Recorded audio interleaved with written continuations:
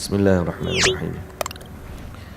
Alhamdulillahi rabbil alamin, wassalatu wassalamu ala asyrafil anbiya'i wal mursalin nabiyina Muhammadin wa ala alihi wa sahbihi ajma'in. Rabbi shrah li sadri wa yassir li amri wahlul 'uqdatan min lisani yafqahu qawli, amma ba'du. Alhamdulillah, syukur pada Allah Subhanahu wa taala, dan pada pagi ini kita akan baca dari surah Al-Baqarah dari ayat yang ke-54. Dari ayat 54 surah Al-Baqarah pada muka surat yang ke-8.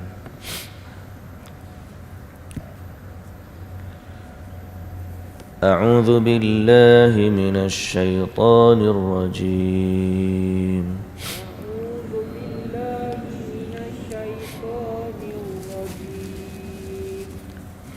Bismillahirrahmanirrahim.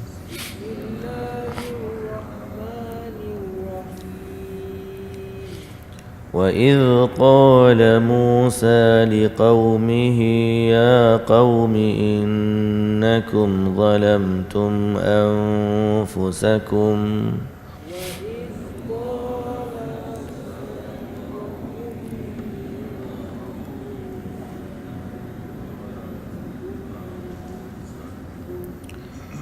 يا قوم إنكم ظلمتم أنفسكم باتخاذكم العجل فتوبوا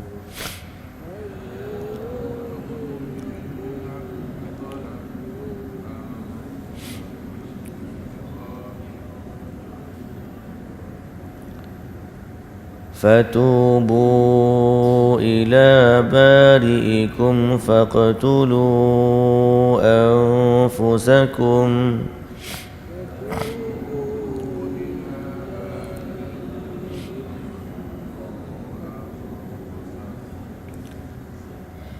ذلكم خير لكم عند بارئكم فتاب عليكم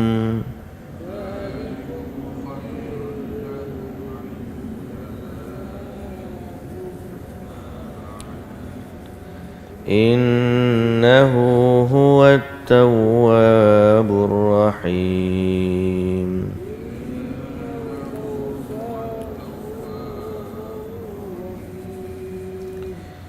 وإذ قلتم يا موسى لن نؤمن لك حتى نرى الله جهرة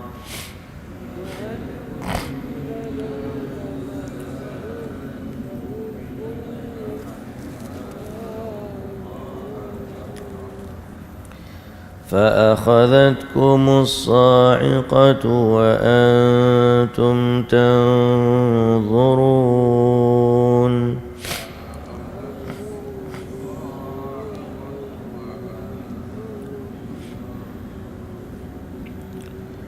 ثم بعثناكم من بعد موتكم لعلكم تشكرون.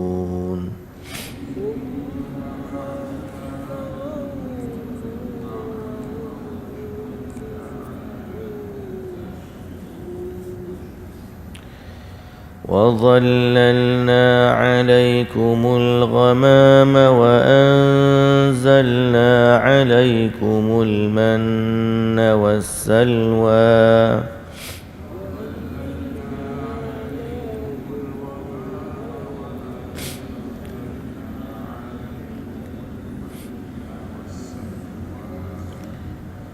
كلوا من طيبات ما رزقناكم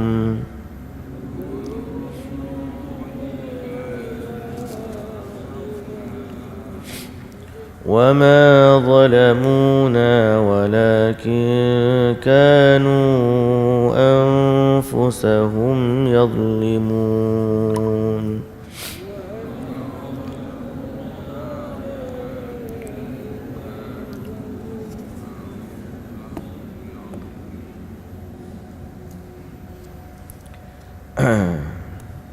Baik, bismillahirrahmanirrahim.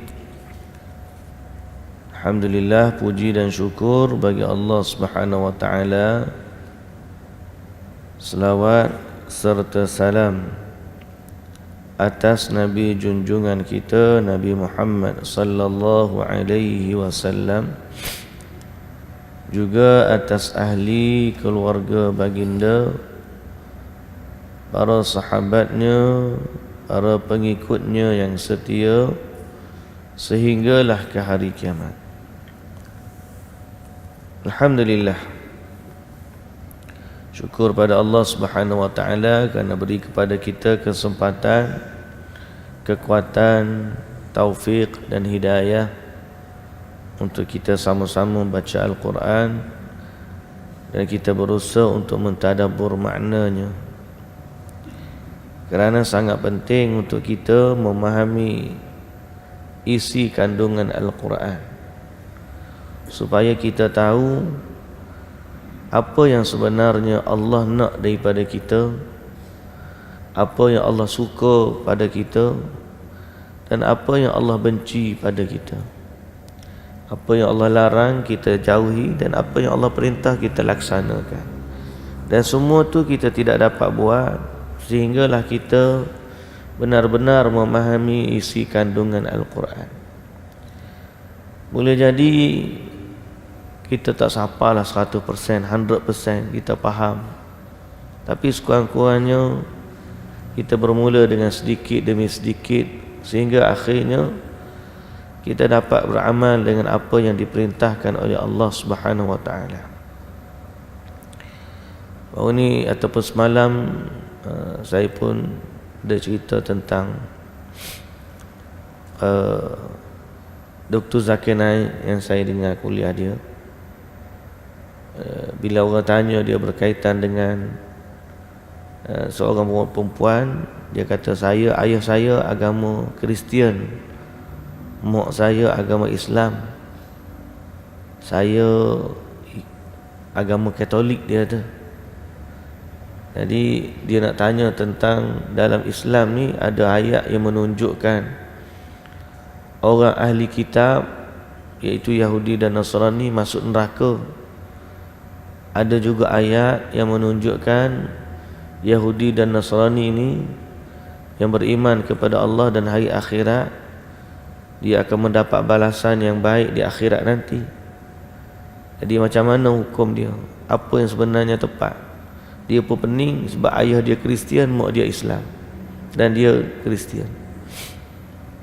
Tadi belum Dr. Zakir Naik jawab, dia kata apa yang paling mengejutkan dia ialah di Indonesia ni ada budaya, ada bolehnya kahwin campur.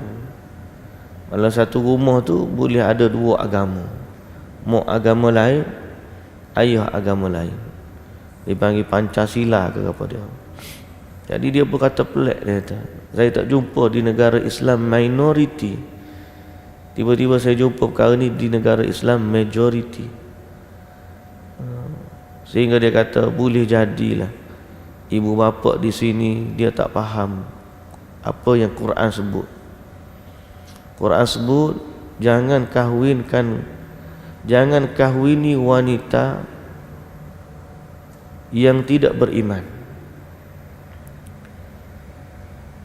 Sesungguhnya seorang hamba wanita yang beriman lebih baik daripada wanita yang musyrik, yang kafir, walau sehebat mana pun wanita itu. Dan jangan kamu kahwinkan anak kamu kepada lelaki musyrik, sesungguhnya sehinggalah dia beriman, katanya. Sehinggalah dia beriman. Dan hamba lelaki yang beriman lebih baik di sisi Allah daripada lelaki yang musyrik, walau sehebat mana pun dia. Jadi maknanya apa dia kata? Tuhan ni nak suruh kita, jangan kita kahwinkan wanita beriman dengan lelaki yang kafir, atau jangan kita kahwini wanita yang beriman dan wanita yang kafir meninggalkan wanita beriman. Walaupun wanita hak kita kata hebat tu, hak kita berkenan tu, dialah wanita paling cantik sekali di dunia. Dia wanita yang paling kaya sekali di dunia. Mungkin dia tahu taraf dia Queen of England. Queen of England. Kayanya dia, comelnya dia, hebatnya dia. Tapi dia syirik atau musyrik. Maka di sisi Allah, perempuan hamba yang beriman lebih baik daripada queen yang tidak beriman. Orang lelaki berlagu tu juga. Walaupun lelaki itu hebat setara mana, orang paling kaya di dunia, tidak raja pun, mungkin dia orang paling kaya di dunia, nak banding dengan seorang lelaki Muslim, seorang hamba, lebih baik Muslim seorang hamba. Kerana apa Allah Ta'ala kata ulaika yad'una ilan nar? Kerana kalau kamu kahwin dengan orang yang kafir, dia ajak kamu masuk neraka. Wallahu yad'u ilal jannati wal maghfirati bi'idnih. Wallahu yad'u ilal jannah wa yurika ayat. Dan Allah menyeru kamu kepada keampunan dan juga syurga. Jauh beza tu. Tak sama ahli syurga dengan ahli neraka. Ahli syurga tak sama dengan ahli neraka. Dan ahli syurga sahajalah yang berjaya. Jadi dia kata boleh jadi orang kat sini dia tak faham lagi baca Quran. Dia katalah. Sebab tu kita kata pentingnya kita ni baca Quran dan faham, supaya kita tahu nilai seorang Muslim di sisi Allah tu sangat-sangat bernilai. Sebab tu kita dah baca banyak kali. Sebelum daripada ni pun kita dah sebut tentang tak ada tandingan nilai iman di sisi Allah nak banding dengan yang lain. Jahat pun orang tu kalau dia beriman kepada Allah, dia ada tempat di sisi Allah. Walaupun orang kafir tu baik, tapi dia tidak ada tempat di sisi Allah Subhanahu wa taala. Ini Quran yang kata kepada kita. Sebab tu kita berdoa kepada Allah agar Allah tambah kefahaman kita dalam agama berdasarkan dengan apa yang kita duk baca, walaupun sedikit setiap hari, tapi mudah-mudahan memberi makna yang besar dalam kehidupan kita. Dan apa yang kita nak adalah ilmu agama. Ilmu yang kita nak, ilmu agama. Janganlah kita harapkan sesuatu lebih daripada tu ataupun lain daripada tu. Man kana yuridul ajila ta'ajjalna lahu fiha ma nasha' wa liman yurid. Apa? Siapa nak kepada dunia, kami segerakan. Thumma ja'alna lahu jahannama yaslaha madhmuman madhura. Kami bagi kepada dia dunia, tapi akhirat dia masuk neraka. Kita tak nak tu. Kita nak biar Allah Ta'ala bagi kepada kita akhirat kita dengan ilmu yang kita duk baca, dengan ilmu yang kita duk belajar. Kita nak Allah Subhanahu Wa Ta'ala perbaiki akhirat kita. Biarlah apa pandangan manusia kepada kita di dunia, yang penting ialah bagaimana Allah memandang kita di akhirat nanti. Itulah yang paling utama bagi kita. Jadi sebab tu muslimin dan muslimat yang dirahmati Allah, sama-samalah kita doakan agar kita semua ni, baik yang mengajar, baik yang mendengar, baik yang duduk mengikuti secara online, agar Allah istiqamahkan kita di atas ilmu. Ilmu itu bukan hari ni sekadar nak mengisi masa hiburan dah. Isi masa kosong. Mari lepas tu gelak ketawa, buat cerita lucu, lepas tu happy-happy, lepas tu balik settle. Boleh jamu, boleh makan, esok mari pula. Lah, bukan tu maksud kita. Maksud kita, kita nak baca Quran, kita nak faham Quran sebagaimana apa yang Allah Ta'ala nak pada kita, dan kita nak beramal dengan apa yang Allah Ta'ala perintahkan kepada kita. Dan inilah ilmu. Dan siapa yang rasa kemanisan ilmu, dia akan rasa inilah nikmat dia yang paling besar. Man yuridillahu bihi khairan yufaqihu fid din. Siapa yang Allah Ta'ala bagi kepada dia kefahaman, atau Allah Ta'ala nak kepadanya kebaikan, Allah bagi kepada dia kefahaman dalam agama. Jadi sekali lagi saya katakan, kita semua kena minta dengan Allah agar Allah Ta'ala istiqamahkan kita ni di atas jalan ilmu, ya? Jalan ilmu yang benar. Dan kita elak juga daripada perkara-perkara dan ajakan-ajakan ilmu yang tidak benar. Ada orang mengajar tapi datang dengan gelak ketawa, cerita palsu, hadis palsu. Ada. Tapi kita tak naklah benda tu. Dan kita elak, minta jauhlah Allah Subhanahu Wa Taala, agar Allah Taala, kita minta jauh dengan Allah daripada perkara-perkara yang menyesatkan. Allahumma arinal haqqa haqqan warzuqna ittiba'ah wa arinal batila batilan warzuqna ijtinabah. Muslimin dan muslimat yang dirahmati Allah,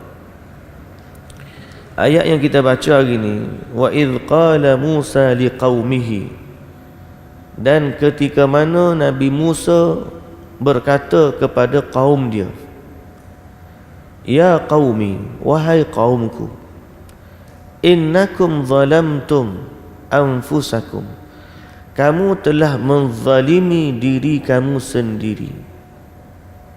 Kamu telah menzalimi diri kamu sendiri. Macam mana dia buat? Apakah dia pukul diri dia sendiri? Maksud apa zalim terhadap diri sendiri? Bittikhadhikumul ijla, dengan kamu menjadikan anak lembu itu sebagai Tuhan. Makna berbuat syirik kepada Allah. Dan inilah kezaliman yang paling besar. Kita duk nampak orang zalim kepada orang lain, oh fulan dia zalim, pasal apa? Dia pukul orang tu. Fulan tu zalim, pasal apa? Dia pecah amanah. Fulan tu zalim sebab apa? Oh sebab begini-begini. Kita nampak kezaliman terhadap manusia.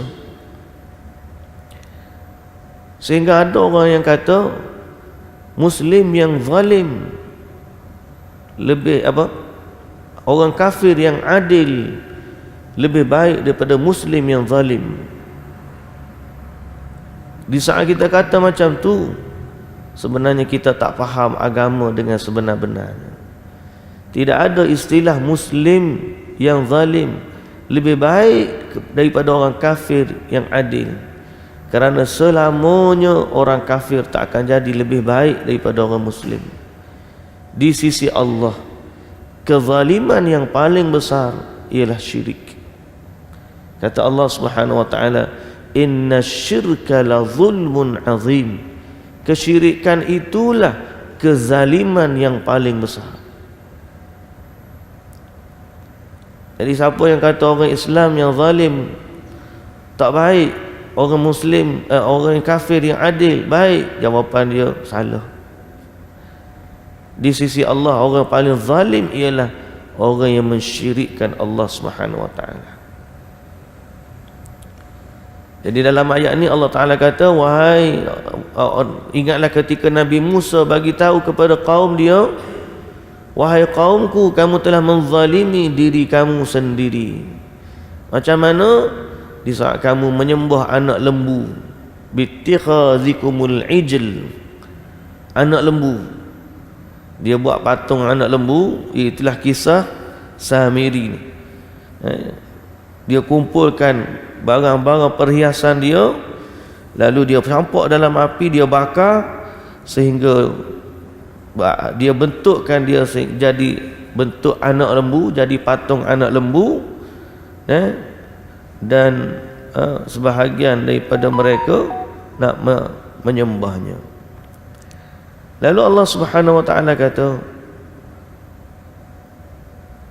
fatubu ila bari'ikum, fatubu ila bari'ikum, maka bertaubatlah kamu kepada Tuhan pencipta kamu. Bari'ikum ni makna Tuhan yang menjadikan kamu. Ay fatubu ila alladhi khalaqakum wa qad abadtum ma'ahu ghairah. Bertaubatlah kamu kepada yang menciptakan kamu, kerana kamu telah menyembah sesuatu yang lain bersama dengan dia. Jadi apa yang Allah Ta'ala perintahkan mereka dengan taubat? Faqtulu anfusakum, bunuhlah diri kamu sendiri. Ini antara syariat Nabi Musa yang kita kata beza dengan syariat Nabi Muhammad. Kisah Bani Israel ni semalam kita sebut dah, Allah Ta'ala cerita banyak. Tapi kena ingat, mereka ni syariat mereka adalah syariat Nabi Musa.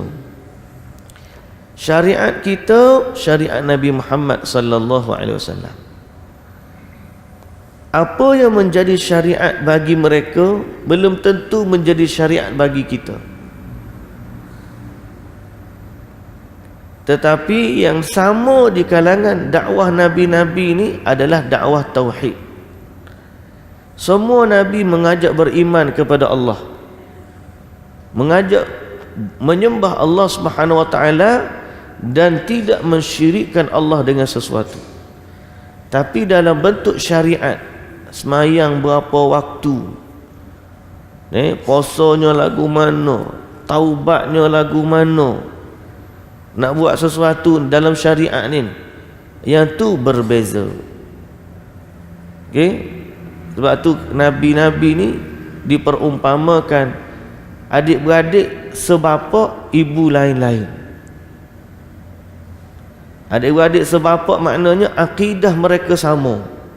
Semua nabi-nabi dan rasul-rasul dan semua sekalian alam ni menyembah Allah Subhanahu wa taala. Tapi dalam bab syariat, syariat Nabi Musa tak sama dengan syariat Nabi Muhammad. Syariat Nabi Isa tak sama dengan syariat Nabi Muhammad.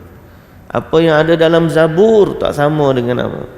Cuma istimewanya syariat Nabi Muhammad sallallahu alaihi wasallam, dia merangkumi keimanan kepada semua rasul-rasul.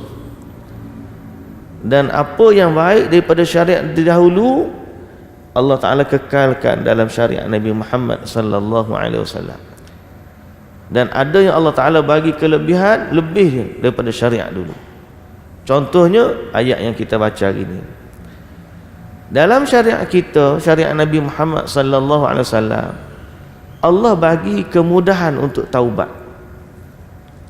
Kalau nak taubat macam mana? Istighfar. Paling mudah, istighfar boleh dah nak taubat. Kalau dia nak lebih baik lagi, dia salat 2 rakaat sunat taubat. Lepas tu beres, teruslah bertaubat kepada Allah. Tapi syariat Nabi Musa lain. Bila Allah Ta'ala perintahkan dia bertaubat, cara mereka nak taubat ialah mereka kena bunuh diri masing-masing. Ini Allah Ta'ala kata. Jadi janganlah pula seorang hari ni bila dia rasa nak taubat kepada Allah, dia pergi bunuh diri. Tak boleh.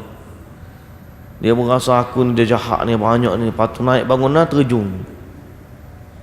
Itu bukan cara kita. Dia tension apa semua, dia terjun. Itu bukan cara kita. Allah Ta'ala bagi rahmat kepada kita. Mu rasa nak taubat, tak payah bunuh. Sebaliknya orang daripada Bani Israel, la. Riwayat An-Nasai dan Ibnu Jarir serta Ibnu Abi Hatim dari Ibnu Abbas radhiyallahu anhuma,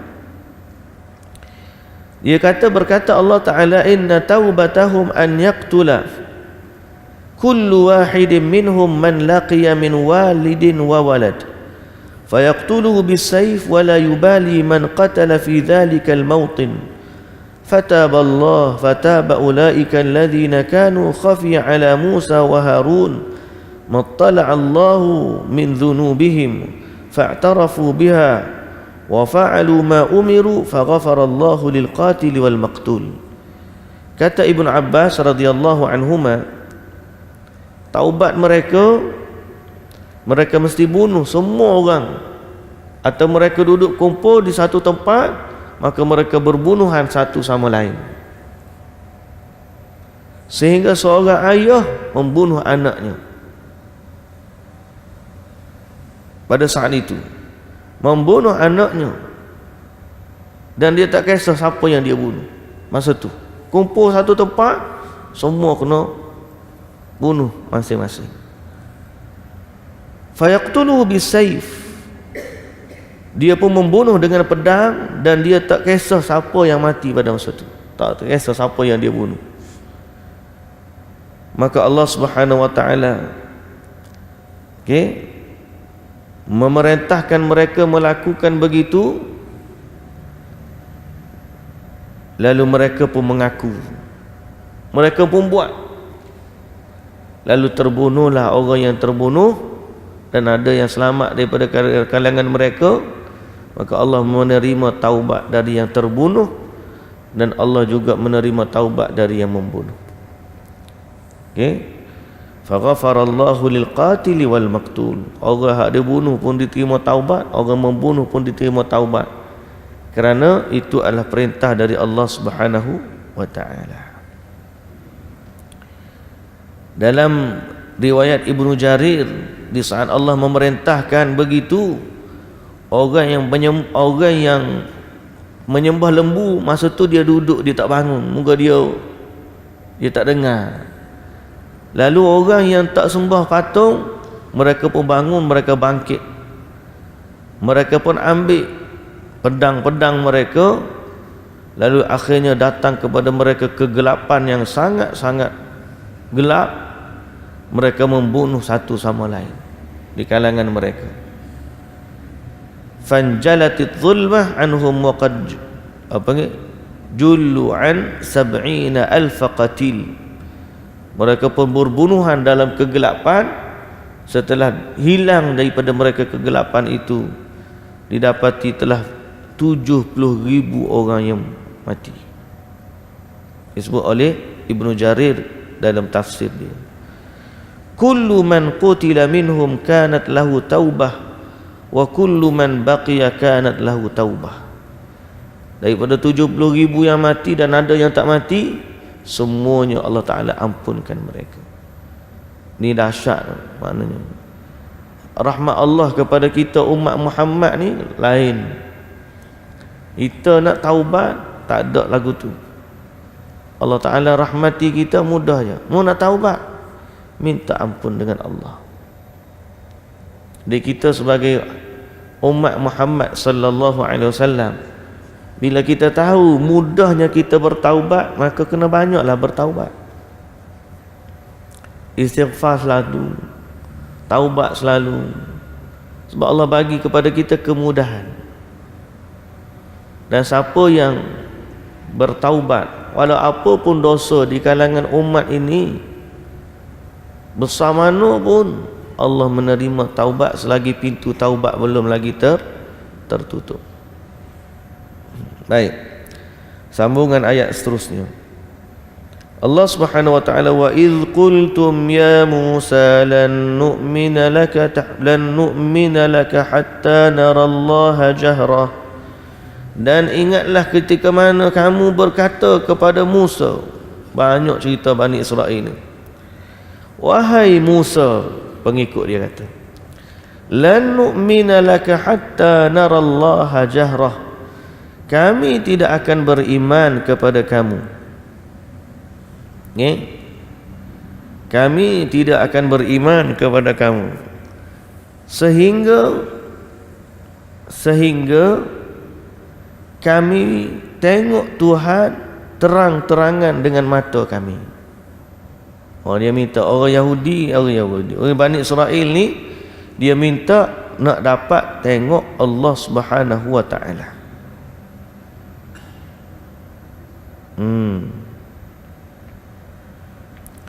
Ingatlah Allah Ta'ala kata, setelah daripada kamu diselamatkan, bangkit daripada kematian tadi pertama, Lepas daripada tu, hak selamat tu minta pula dengan Nabi Musa. Minta nak tengok Tuhan dah pula. Macam-macam Bani Israel. Lepas satu, Tuhan cerita. Lepas dah sembah patah nak lembu, minta pula nak tengok Tuhan terang-terangan. Lalu Allah Subhanahu Wa Taala sebut, Allah Taala ingatkan kepada mereka. Padahal yang dia minta tu, Nabi Musa pergi tanya Tuhan. Nabi Musa akan minta dengan Allah. Lepas daripada kaum dia minta, dia pun minta juga dengan Allah. Nak tengok. Akhir sekali Allah Ta'ala kata, wahai Musa, mu tak boleh tengok aku. Tapi kalau mu nak tengok juga, mu tengok gunung tu. Apabila Allah Subhanahu Wa Ta'ala tajalli kepada gunung tersebut, hancur berkecai gunung, pengsan Nabi Musa. Kan? Jadi memang tak boleh nak tengok. Tapi Bani Israel ni, permintaan dia pelik-pelik. Fa akhadhatkumus sa'iqatu wa antum tanzurun, kata Allah. Maka kerana itu kamu disambar petir sedang kamu semua melihatnya. Ai sa'iqa ba'duhum ba'dan yanzurun. Mereka dimatikan oleh Allah Subhanahu Wa Taala. Setelah mereka minta dengan keadaan lagu tu, Allah matikan mereka, disambar petir mereka ni. Mati. Famatu faqama Musa yabki wa yad'u Allah wa yaqul rabbi madza aqul li bani Israil idza ataituhum wa qad ahlakat khiyaruhum وقد أهلكت خيارهم لو شئت أهلكتهم من قبل وإياي أتهلكنا بما فعل السفهاء منا فأوحى الله إلى موسى أن هؤلاء 70 مما اتخذوا العجل ثم إن الله أحياهم فماتوا فقاموا وعاش رجل ينظر بعضهم إلى بعض كيف يحيون قال فذلك قوله تعالى ثم بعثناكم من بعد موتكم لعلكم تشكرون.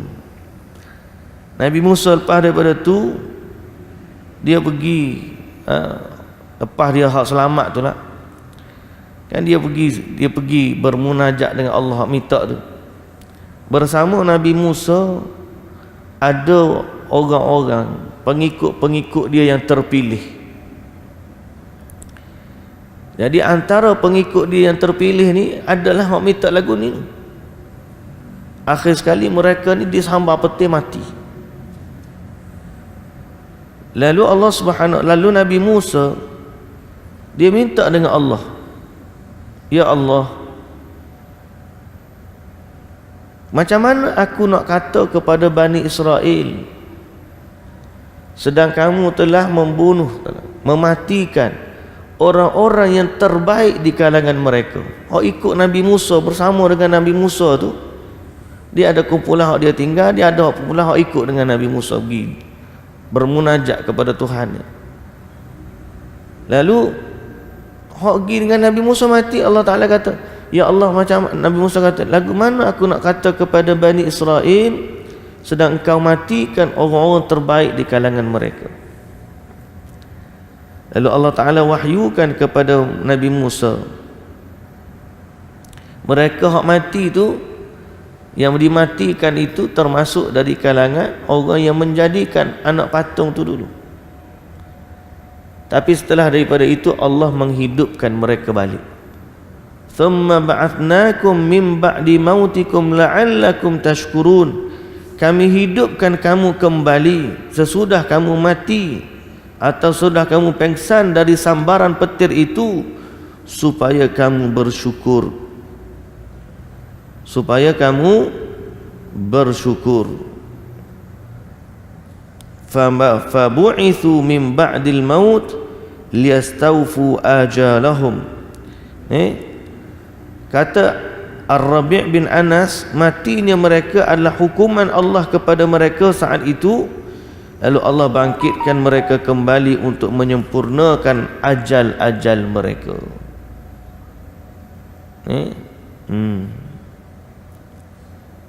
Dalam tafsir Abdul Rahman, Abdul Rahman bin Zaid bin Aslam dalam menafsirkan ayat ini, dia kata apabila Nabi Musa balik kepada kaum dia lepas daripada bertemu dengan Tuhan bil alwah, dia balik ada papan-papan loh, wa qad kataba fiha at-taurah, dia mendapati mereka itu ataupun dia telah menulis kitab Taurat. Fawajadahum ya'buduna al-ijl, masa tu dia mendapati mereka itu menyembah patung. Lalu dia memerintahkan mereka supaya membunuh diri masing-masing, lalu mereka pun buat. Allah pun menerima taubat mereka. Dia pun kata kepada Bani Israel, ini adalah papan-papan catatan yang ada padanya kitab Allah, ada padanya perintah yang Allah perintahkan, dan ada padanya larangan yang Allah larang. Lalu mereka kata, waman ya'khudhu biqaulika anta la wallahi hatta narallaha jahrah. Dia kata, macam mana kami nak percaya betul kamu ambil daripada Tuhan? Nabi Musa balik tu, dia kata, macam mana kami nak percaya betul kitab ni daripada Tuhan? Tunjukkan kepada kami Tuhan tu mana. Kami nak tengok Tuhan dengan mata kepala kami sendiri. Arinallaha jahra. Sehingga Allah muncul menunjukkan dirinya kepada kami, baru kami nak beriman kepada apa yang kamu bawa. Fayaqulu hadha kitabi fakhudhuhu fama lahu la yukallimuna kama yukallimuka anta ya Musa. Dia kata, Nabi Musa kata, ni memang aku terima daripada Tuhan, aku tulis, ambillah dia. Kata Bani Israel, tidak, sehingga kami tengok Tuhan. Macam mana Tuhan boleh cakap dengan kamu dan Tuhan tak cakap dengan kami? Kata di Bani Israel. Maka keluarlah ayat, lan nu'mina laka hatta narallaha jahra. Kami tak akan beriman kepada kamu, yakni kami tak akan terima apa yang kamu bawa ni, sehingga kami betul-betul tengok Tuhan seperti mana mu tengok. Kami nak cakap diri dengan Tuhan. Faja'at ghadabatullahi ghadabatun min Allah. Kerana itu Allah murka kepada mereka. Faja'athum sa'iqatu ba'da taubah. Datanglah kepada mereka petir setelah daripada mereka taubat tadi, yang di awal tadi. Fasa'iqathum famatu ajma'in. Lalu mereka disambar petir pula sehingga mereka semua mati. Hak mati bunuh diri nak lain dah, hak mati disambar petir pula. Thumma ahyahumullah, lalu Allah hidupkan mereka setelah daripada matikan mereka. Dan inilah ayat 56, kemudian kami bangkitkan kamu setelah daripada kamu mati agar kamu bersyukur. Faqala lahu Musa khudhu kitab Allah. Nabi Musa kata setelah daripada mereka hidup ni, dia ambillah kitab Allah. Mereka jawab tidak. Faqala ayyu syai'in asabakum? Qalu asabana anna mitna thumma uhyina. فقال خذوا كتاب الله. قالوا فبعث الله ملائكة فنطقت الجبل فوقهم. Lalu dia kata apa? Nabi Musa kata, ambillah kitab ini. Mereka tak terima juga, akhirnya mereka pun dibinasakan, ataupun setelah daripada itulah dimatikan pula setelah daripada itu dengan ajal-ajal mereka. Jadi ini yang berlaku kepada Bani Israel. Lepas daripada dia satu-satu diteri taubat, nak tengok Tuhan pula. Dan inilah juga yang akan berlaku kisah lepas daripada ni, tentang anak lembu, macam-macam soalan mereka. Lalu Allah Subhanahu wa taala kata wa dhallalna 'alaikumul ghamama wa anzalna 'alaikumul manna wassalwa. Ingatlah juga nikmat kami kepada kamu, di mana kami naungi kamu dengan awan di panas matahari di padang pasir, dan kami turunkan kepada kamu manna dan juga salwa, sejenis makanan, manna dan juga salwa. Ini berlaku di saat mereka berada di padang pasir, kesesatan, tak ada benda nak makan, sehingga mereka minta dengan Nabi Musa supaya minta kepada Allah makanan. Lalu Allah Ta'ala turunkan kepada mereka al-manna dan juga as-salwa. Apa benda jenis manna, salwa, salwa ni, insya-Allah kita akan sambung ayat ni pada besok hari. Wallahu ta'ala alam. Subhanakallahumma wa bihamdika asyhadu an la ilaha illa anta astaghfiruka wa atubu ilaik. Assalamualaikum warahmatullahi wabarakatuh.